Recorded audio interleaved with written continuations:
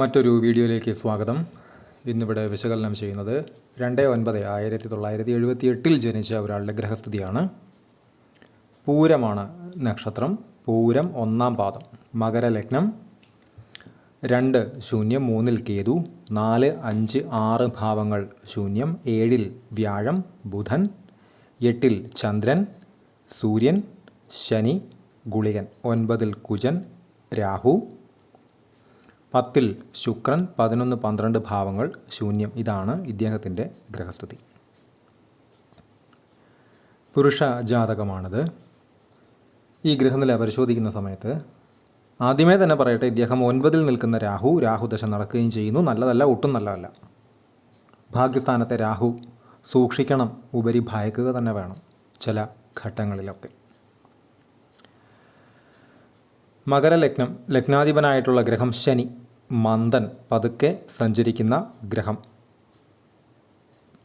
ചന്ദ്രനോടൊത്ത്, ശത്രുവായ സൂര്യനോടൊത്ത്, സൂര്യൻ്റെ ക്ഷേത്രത്തിൽ ഗുളികനോടൊത്ത് നിൽക്കുന്നു. നല്ലതല്ല, ഒട്ടും നല്ലതല്ല. ചന്ദ്രൻ, ഗുളികൻ, ശനി. മനസ്സിൻ്റെ മാതാവിൻ്റെ കാരകഗ്രഹം ചന്ദ്രൻ ഗുളികനോടൊത്തോ ശനിയോടൊത്തോ രാഹുവിനോടൊത്തോ കേതുവിനോടൊത്തോ നിന്ന് കഴിഞ്ഞാൽ മനസ്സിന് അസ്വസ്ഥതകൾ ഇടവിട്ട് ഉണ്ടാകാനുള്ള സാധ്യത വളരെ വളരെ കൂടുതലാണ്. അതേപോലെ തന്നെ ഇവിടെ ചന്ദ്രൻ ശനിയോടും ഗുളികനോടും ഒത്തുകൂടിയാണ് നിൽക്കുന്നത്. അതിൽ തന്നെ ഗുളികൻ ശനി കോമ്പിനേഷൻ. ലഗ്നാധിപനായതുകൊണ്ട് തന്നെ ഉയർച്ച, ഉദ്ദേശിക്കുന്ന കാര്യങ്ങൾ, നേട്ടം, ലാഭം, മെച്ചം, ഗുണം എന്ന് പറയുന്ന കാര്യങ്ങളെല്ലാം തന്നെ വൈകിപ്പിക്കും. വൈകിയതിന് ശേഷം, കാത്തിരുന്ന ശേഷം, അല്പം മുഷിഞ്ഞ് അലഞ്ഞ ശേഷം മാത്രമാണ് ഇദ്ദേഹം ഉദ്ദേശിക്കുന്ന കാര്യങ്ങൾ അദ്ദേഹത്തിലേക്ക് എത്തിച്ചേരുക. അത് ശനി ലഗ്നത്തിൻ്റെ മാത്രം, അതല്ലെങ്കിൽ ലഗ്നത്തിലേക്ക് ശനിയുടെ ദൃഷ്ടി വന്നാൽ സംഭവിക്കുന്ന ചില കാര്യങ്ങൾ തന്നെയാണ്. ഇത് നല്ല ജാതകമാണോ എന്ന് ചോദിച്ചു കഴിഞ്ഞാൽ ഒരുപാട് കാര്യങ്ങൾക്ക് നല്ലതാണ്. എന്നാൽ ഇതിൽ പ്രശ്നങ്ങളുണ്ടോ എന്ന് ചോദിച്ചു കഴിഞ്ഞാൽ അത്യാവശ്യം നല്ല രീതിയിൽ പ്രശ്നങ്ങളുണ്ട് താനും. അതിൽപ്പെട്ട പ്രധാനപ്പെട്ട ഒരു കാര്യമാണ് ഈ പറയുന്ന ഡിലേ, വൈകുക എന്ന് പറയുന്ന ഒരു പ്രക്രിയ. പലപ്പോഴും ഉദ്ദേശിക്കുന്ന കാര്യങ്ങൾ നടന്നു കിട്ടുന്നത് ഒരുപാട് വൈകി എന്ന് പറയുന്ന ഒരവസ്ഥ ഇത്തരക്കാർക്ക് സഹജമായിട്ട് കണ്ടുവരുന്നുണ്ട്. അതിൽ തന്നെ ധാരാളം ആളുകൾ വിളിക്കുന്നുണ്ട്.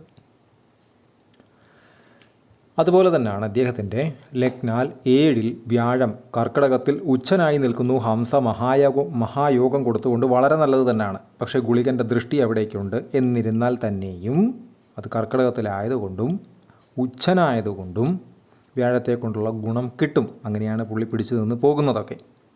വിവാഹസ്ഥാനത്താണ് വ്യാഴം, ബുധൻ. പക്ഷേ ഇവിടെ ഒരു ശ്രദ്ധിക്കേണ്ടുന്ന കാര്യമെന്ന് പറയുന്നത് ലഗ്നാൽ 7, 3, 3, 6, 1, 7 വിവാഹസ്ഥാനം, 7-ാം ഭാവാധിപൻ വളരെ മോശാവസ്ഥയിൽ ഗുളികനോടും ശനിയോടും ഒത്തു നിൽക്കുന്നു. രാഹുവിൻ്റെ ദൃഷ്ടിയിലുമാണ് 12-ാമത്തെ ദൃഷ്ടി. അപ്പോൾ വിവാഹ സംബന്ധമായിട്ടുള്ള കാര്യങ്ങളിൽ വളരെ വളരെ ശ്രദ്ധിച്ച് തന്നെ പോകേണ്ടുന്ന ഒരു ആവശ്യകത ഈ ഗ്രഹനിലയെ സംബന്ധിച്ച് നിക്ഷിപ്തമാണ്, അത്യാവശ്യം തന്നെയാണ്. 7-ൽ വ്യാഴം ഉച്ചനായി നിൽക്കുന്നു എന്ന് പറയുന്ന ഒരു വലിയ പോസിറ്റീവായിട്ടുള്ള സൈൻ കൊണ്ടാണ് പലപ്പോഴും വിവാഹ സംബന്ധമായി ഉണ്ടാകുന്ന പല ഈഗോ ക്ലാഷസും പ്രശ്നങ്ങളും വലിയ തട്ടുകേടുകളിൽ അവസാനിക്കാതെ മുന്നോട്ട് കൊണ്ടുപോയിക്കൊണ്ടിരിക്കുന്നതിൻ്റെ പ്രധാന കാരണമെന്ന് പറയുന്നത്. എന്നാൽ അതിനെപ്പോലും ഹനിക്കാൻ തക്ക ശേഷിയുള്ള ഒരു സമയത്തിലേക്ക് ഇനി ഇദ്ദേഹം വരുന്നുണ്ട്. അതിനെക്കുറിച്ചും പറയാം. ഇദ്ദേഹത്തിൻ്റെ ലഗ്നാൽ 9-ൽ ഭാഗ്യസ്ഥാനം ഏതൊരാൾക്കും രാഹു നിൽക്കുന്നു. ഭാഗ്യസ്ഥാനത്തെ രാഹു ഭാഗ്യാനുഭവങ്ങൾക്ക് തർക്കം, തടസ്സം, കാലതാമസം ഉണ്ടാക്കും. അതങ്ങനെ തന്നെയാണ് പോയിക്കൊണ്ടിരിക്കുന്നത്. ഇതിൽ 2 മഹായോഗങ്ങളുള്ള ഒരു ഗ്രഹനില കൂടിയാണിത്. 1 വ്യാഴത്തെ കൊണ്ട് ഹംസയോഗം, ഹംസ മഹായോഗം. 2 ശുക്രനെ കൊണ്ട് മാളവ്യയോഗം, അതും വർഗോത്തമം ചെയ്തു നിൽക്കുന്ന ശുക്രൻ. ബിസിനസ് സംബന്ധമായിട്ടുള്ള കാര്യങ്ങളൊക്കെ ചെയ്യുന്നതിന് ഏറ്റവും അത്യുത്തമമായിട്ടുള്ള ഒരു ഗ്രഹനില തന്നെയാണിത്. പക്ഷേ അതിന് സമയമുണ്ട്. ആ സമയം അല്പം ഡിലേ ആയ ശേഷമേ കിട്ടുകയുള്ളൂ. അത് ക്ഷമിച്ചേ പറ്റൂ. ക്ഷമ കാണിക്കുകയല്ലാതെ എടുത്തുചാട്ടം നടത്തിയാൽ അത് ബുദ്ധിപരമായിരിക്കില്ല എന്ന് നിസ്സംശയം പറയാം. ലഗ്നത്തിലേക്ക് വ്യാഴത്തിൻ്റെ ദൃഷ്ടിയുണ്ട്, വളരെ നല്ലതാണ്. 7-ൽ വ്യാഴം നിൽക്കുന്നു, വളരെ നല്ലതാണ്. ശുക്രൻ വർഗോത്തമം ചെയ്ത് ലഗ്നാൽ 10-ൽ മാളവ്യ യോഗം കൊടുത്തു നിൽക്കുന്നു, വളരെ നല്ലതാണ്. പക്ഷേ ഈ ലഗ്നാധിപൻ ശത്രുവിനോടൊത്ത് ഗുളികനോടൊത്ത് നിൽക്കുന്നതും രാഹുവിൻ്റെ ദൃഷ്ടി അവിടേക്ക് വരുന്നതും, അതുപോലെ തന്നെ 9-ൽ ഭാഗ്യസ്ഥാനത്ത് രാഹു നിൽക്കുന്നതും നേരത്തെ പറഞ്ഞ പോസിറ്റീവായിട്ടുള്ള എല്ലാ സാധ്യതകളുടെയും അപ്പുറത്തുള്ള നെഗറ്റീവാണ് എന്ന് മനസ്സിലാക്കുക. അപ്പോൾ ആ നെഗറ്റീവായിട്ടുള്ള കാലത്തെ അതിജീവിച്ചാൽ മാത്രമാണ് ഇത്ര ആളുകൾക്ക് നേരത്തെ പറഞ്ഞിട്ടുള്ള 2-3 കാര്യങ്ങളുമായി ബന്ധപ്പെട്ട് പറഞ്ഞിട്ടുള്ള ഗുണഫലങ്ങൾ ജീവിതത്തിലേക്ക് എത്തപ്പെടുക. ഇദ്ദേഹം നിലവിൽ സഞ്ചരിക്കുന്നത് രാഹുവിൽ ഗുരുവിലാണ്. 8/5/2024 തൊട്ട് 2/10/2026 വരെ രാഹുവിൽ ഗുരു. രാഹുവിൻ്റേതായിട്ടുള്ള ഇറുക്കങ്ങൾ ഞെരുക്കങ്ങളെല്ലാം ഉണ്ടാകും. എന്നാൽ വലിയ തെറ്റുകൾ അല്ലെങ്കിൽ വലിയ അബദ്ധങ്ങളിലേക്ക് പോകാതെ വ്യാഴം കാക്കുകയും ചെയ്യും. പക്ഷേ നെക്സ്റ്റ് വരുന്ന രാഹുവിൽ ശനി എന്ന് പറയുന്നത് 2/10/2026 തൊട്ട് 8/8/2029 വരെയുള്ള സമയം അതീവ ശ്രദ്ധ കൊടുക്കേണ്ടുന്ന സമയമാണ്. എന്തുകൊണ്ട്? ലഗ്നാധിപനാണ്, ആ വ്യക്തിയെ ഭരിക്കുന്ന ആളാണ് ശനി. ഗുളികനോടൊത്താണ് നിൽക്കുന്നത്, ശത്രുവിൻ്റെ ക്ഷേത്രത്തിൽ ശത്രുവിനോടൊത്ത് സൂര്യൻ. അവിടേക്ക് രാഹുവിൻ്റെ 12ാമത്തെ ദൃഷ്ടി. ഈ ഒരു അപഹാരം എന്ന് പറയുന്നത് വളരെ ക്രൂഷ്യലാണ് ഈ വ്യക്തിയെ സംബന്ധിച്ച്, അല്ലെങ്കിൽ ഇത്തരം വ്യക്തികളെ സംബന്ധിച്ച്.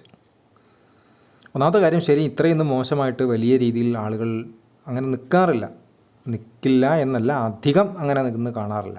അത് ലഗ്നാധിപത്യം വഹിക്കുന്ന ശനി തന്നെ ശത്രുവിൻ്റെ ക്ഷേത്രത്തിൽ ശത്രുവിനോടൊത്ത് ഗുളികനോടൊത്ത് രാഹുവിൻ്റെ ദൃഷ്ടിയിൽ എന്നൊക്കെ പറഞ്ഞു കഴിഞ്ഞാൽ അല്പം ടഫായിട്ടുള്ള അവസ്ഥ തന്നെയാണത്.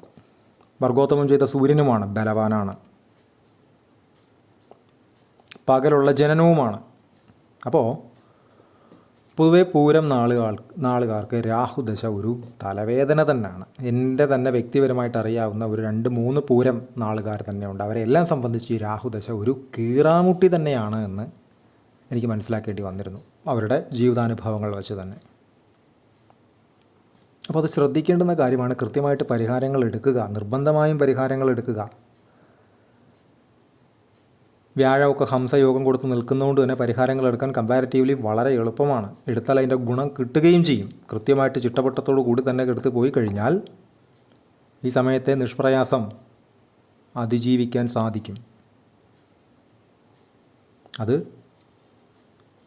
കൃത്യമായി തന്നെ നിർബന്ധമായി തന്നെ എടുക്കുക. അല്ലാതെ ഇത്തരം സമയങ്ങളെയൊക്കെ അതിജീവിക്കുക എന്ന് പറഞ്ഞാൽ അത് അല്പം സാഹസം നിറഞ്ഞ ഒരു ചിന്ത അല്ലെങ്കിൽ പ്രവൃത്തി തന്നെയാണ്.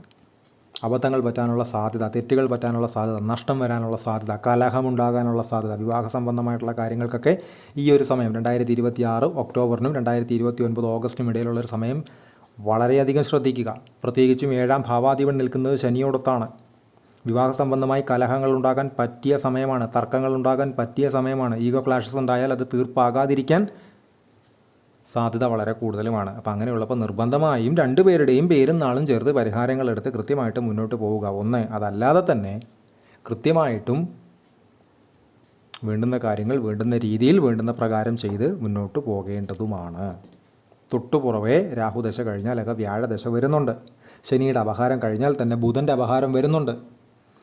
അപ്പോൾ അത് ഗുണം ചെയ്യും, ഗുണത്തിലേക്ക് തന്നെ വരും. പക്ഷേ അതിന് തക്കോണമുള്ള ഒരു രീതി നമ്മൾ അവലംബിച്ച് മുൻകരുതലെടുത്ത് ജാഗ്രതയോടെ പോവേണ്ടിയിരിക്കുന്നുവെന്നും തിരിച്ചറിയുക. അദ്ദേഹത്തിൻ്റെ ദശകൾ എടുത്താൽ പൂരമാണ് നക്ഷത്രം. ശുക്രദശയിൽ ജനിച്ചു 98 വരെ ശുക്രൻ, അതിനുശേഷം സൂര്യൻ, ചന്ദ്രൻ 10 കൊല്ലം, അതിനുശേഷം ചൊവ്വ 7 കൊല്ലം, അതിനുശേഷം രാഹു 2039 വരെ 18 കൊല്ലം, അതിനുശേഷം വ്യാഴം, ശേഷം ശനി, ബുധൻ എന്നീ ക്രമത്തിലാണ് ഇദ്ദേഹത്തിൻ്റെ ദശകൾ കടന്നു പോകുന്നത്. നേരത്തെ സൂര്യദശ പറഞ്ഞപ്പോൾ അതിൻ്റെ വർഷം പറഞ്ഞില്ല, 6 കൊല്ലമാണ് സൂര്യദശയുടെ കാലാവധി. അതിനുശേഷമാണ് ചന്ദ്രൻ 10 കൊല്ലം വരിക ഏതൊരാൾക്കും.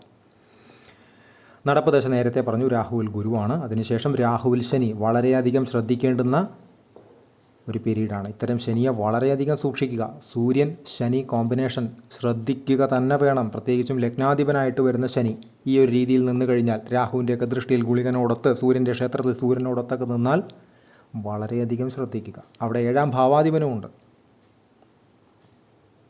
വളരെയധികം ശ്രദ്ധിച്ച് കൃത്യമായ പരിഹാരങ്ങളെടുത്ത് ചിട്ടവട്ടത്തോടു കൂടി മുന്നോട്ട് പോകേണ്ടുന്ന ഒരു സമയത്തിലൂടെയാണ് ഇദ്ദേഹം ഇനി സഞ്ചരിക്കാൻ പോകുന്നത്. കൺസൾട്ടേഷൻ ആവശ്യമുള്ള ആളുകൾക്ക് ഈ നമ്പറിൽ കോൺടാക്റ്റ് ചെയ്യാവുന്നതാണ്. കോൺടാക്റ്റ് ഡീറ്റെയിൽസ് ഡിസ്ക്രിപ്ഷനിൽ കൊടുത്തിട്ടുണ്ട്. ഇത്തരം വീഡിയോസ് ഇനിയും തുടരും. നന്ദി.